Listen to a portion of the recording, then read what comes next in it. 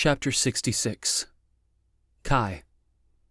They walked in silence, their footsteps making soft splashes as the rain continued to fall in a steady drizzle, still clinging to their clothes and skin like a damp shroud.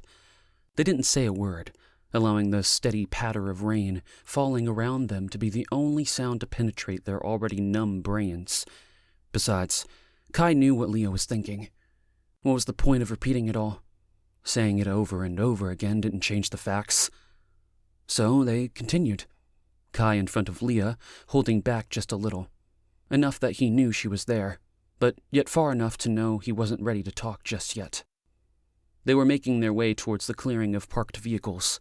The plan was to drive to Leah's cabin as a home base, and from there, they would assess the situation at the Decree compound and devise a plan to rescue Adam. It wasn't a fully developed goal, but it was all they had for the moment. And anything was better than standing still with no plan at all. Kai's leather jacket was soaked, his dark hair matted to his skull. He looked and felt miserable. Acting on impulse, he glanced back at Leah. She appeared no better.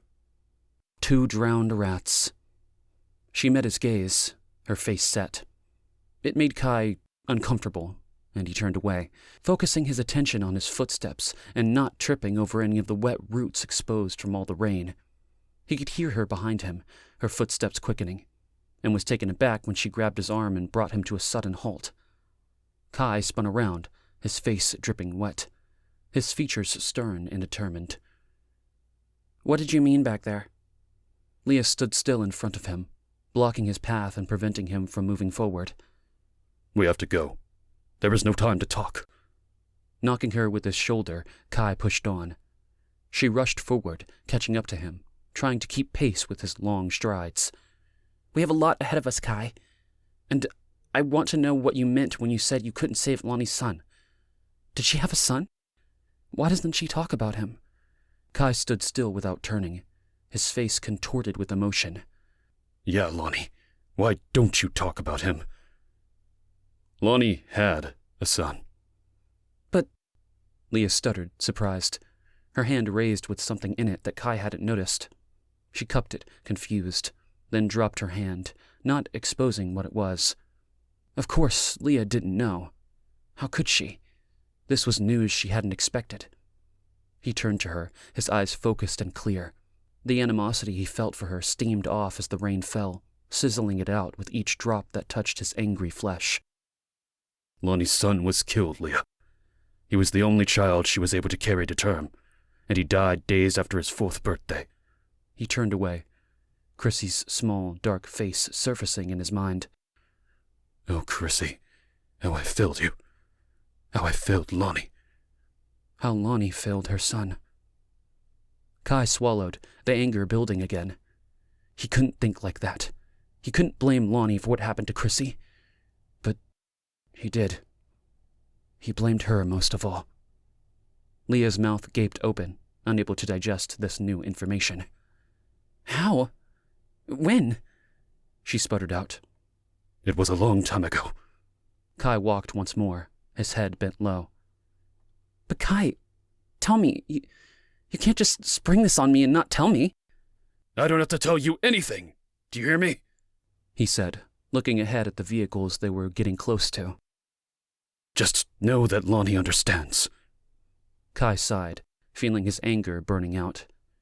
Why was he acting angry at her? How could she possibly know about what happened 6 years ago? He came to an abrupt halt and turned around, causing her to almost collide with him as she walked with her head down. He placed his large hands on Leah's shoulders and squeezed. She looked up, her tears mingling with the rain. Kai swallowed back the ball forming in the back of his throat and wished for the tightness there to go away. "Come on. The vehicles are up ahead. Let's get out of this rain and on the road, and I'll tell you it all." Leah nodded, shivering, her hands held in fists by her side. They reached the vehicles parked in rows in the clearing, surrounded by trees. The very spot Leah had found Yasmin after she'd returned to Hedon. Relieved, Kai went to one of the closest cars, opening the door. He took her backpack from her and ushered Leah into the front seat and out of the rain. She huddled in the passenger seat, shivering. Kai circled the car, setting down their equipment before climbing in and starting the engine. The heater blasted hot air into the car as he switched it on, quickly warming up the interior. Without saying a word, he got back out, slamming the door behind him as he went to pack up their wet equipment into the trunk. Once he finished, he opened the door and settled back into the now heated car, handing Leah a dry towel and sweater from a plastic bag he held. "Thank you," she said, bringing the towel to her face. Kai nodded, removing another towel along with a hoodie from the bag. He shook out of his soaking wet leather jacket and tossed it into the back seat. Stripping his wet shirt off, he did the exact same thing, tossing the wet shirt into the back, then pulling the warm, dry sweater over his head. Leah sat there staring at him as he stripped half naked in front of her, her own sweater still held in her hand. "It's the best I can do," Kai said, turning to the steaming windshield. With the side of his hand, he wiped away the condensation and rolled down the window to get a better view of his surroundings so he could back out of the parking lot and get on their way. Leah quickly stripped off her wet coat and sweater as Kai turned away. He waited until her movements were silent and then pulled his head back inside, keeping his eyes towards the road. They drove out of Hayden, and for a while, neither of them said a word, lost in their own thoughts in the warmth of the heater. "Many years ago, when I was a boy," he began as though it had not been nearly an hour since they started driving. Lee didn't move or say a thing. She sat and watched the windshield wipers sway back and forth, the rhythmic sound of the rubber against the glass soothing and constant. "Lonnie married her first husband. They were young. Lonnie was 17 and her husband, Oscar, was 19. My father was disappointed because Lonnie was smart and planned to go to university, make something of herself. She assured him she would still go, but my father remained unconvinced. That's how we saw all of this, like a tale, a dark fairy tale. Lonnie was pregnant, and our father assumed she would be overwhelmed and never end up in school. She attended nursing school and flourished. Her husband, Oscar, well, he was no gem. He didn't like Lonnie going to university. He was jealous and began hitting her. She, of course, said it was nothing, a one-time occurrence. The stories women tell themselves, but that is all it is, a make-believe story. It got worse, and the last time it landed Lonnie in the hospital. She lost that baby." Kai stopped, remembering seeing his sister lying in a hospital bed, her face black and blue. He was only a helpless boy then, who had no power to do anything. Lonnie had urged Kai to sit beside her on the hospital bed. His tears ran down his face, but he did not say a word as he stood at her side. "What are these?" she said, wiping his face with a Kleenex. "Don't cry for me, little ocean. I'm okay." "But your baby is gone." His voice had cracked. Kai remembered standing at the edge of her bed, already taller than most boys his age, with long, thin limbs and knobby knees. He was a boy, trapped in a growing body. Lonnie's chin trembled as she tilted her head down, willing herself to stay strong. She sat still for a moment, trying to push back the tears that threatened to fall. "Yes, it's true. But there will be other chances. It just wasn't time for this soul to come." Kai took a moment, allowing the silence to fill a space between him and Leah.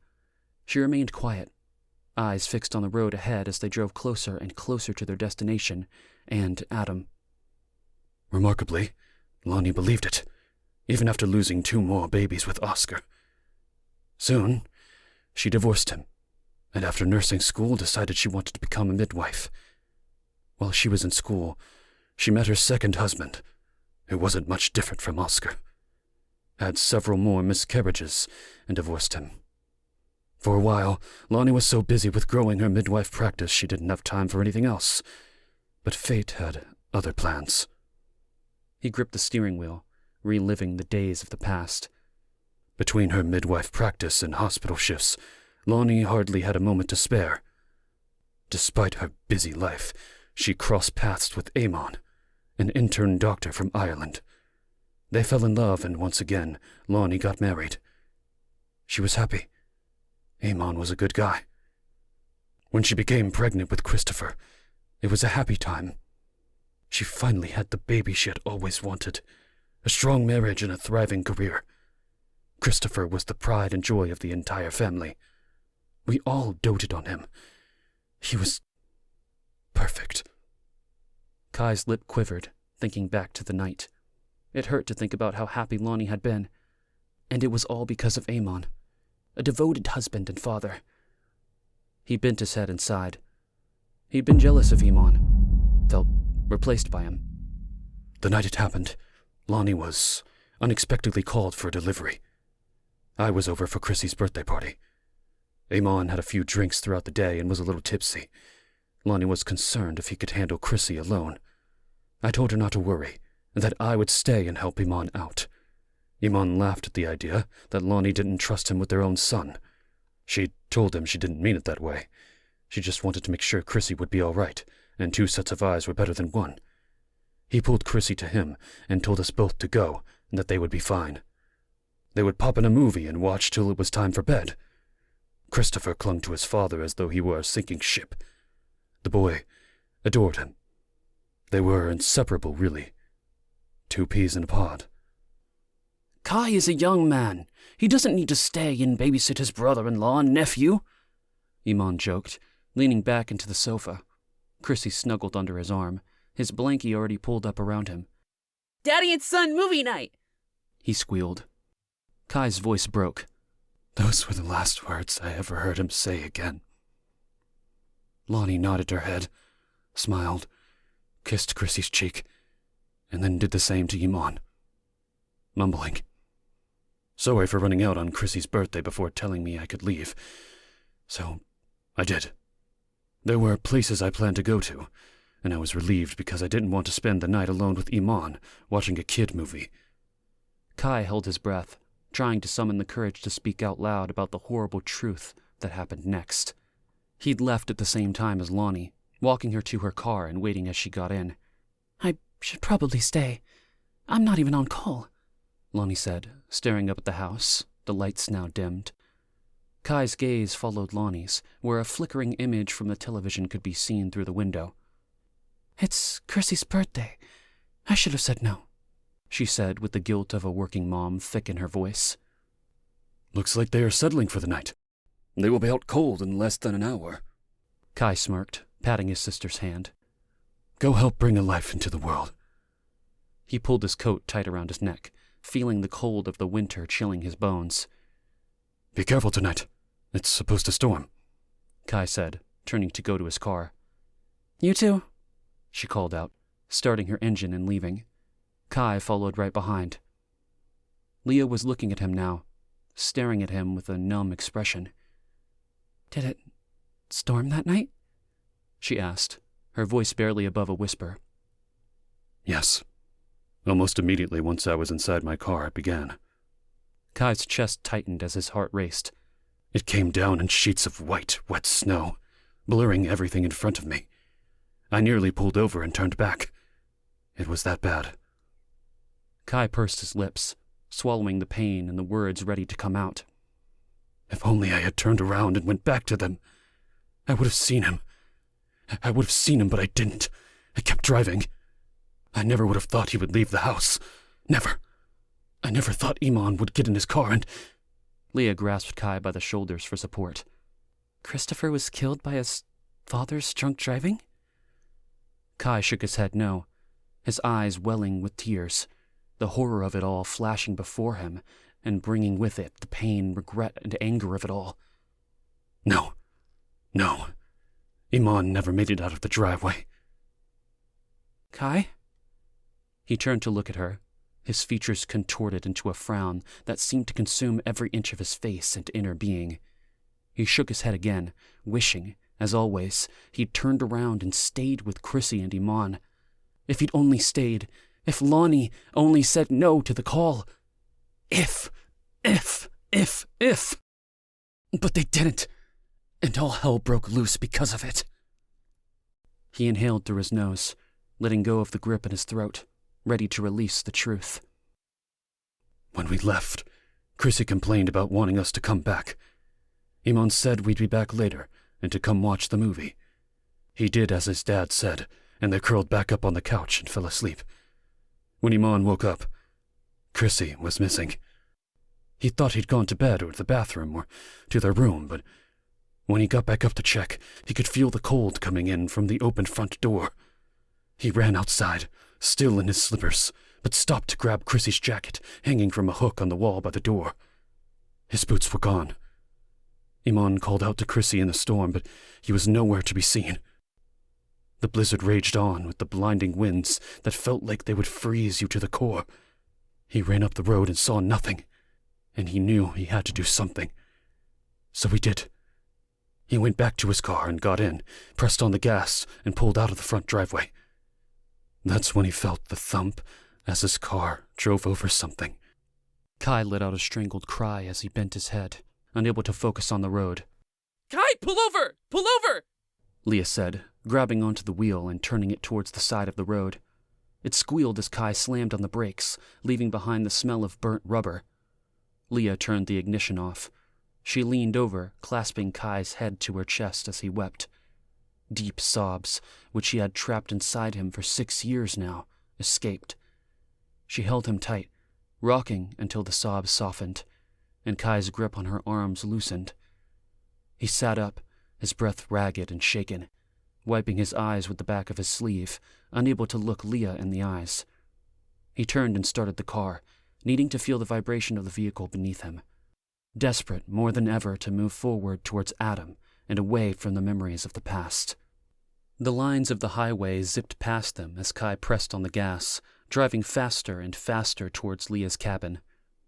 Chrissy lived for a few days, but he was already brain dead. They didn't even stop the movie. It was still on pause, waiting for Iman and Chrissy to finish watching. Iman wouldn't press play, wouldn't take the tape out. It just stayed that way on pause in the middle of the movie every single day, until Chrissy died. A sob escaped Leah's lips. She sniffed back her emotions as she pinched her dripping nose, trying hard not to burst into tears once more.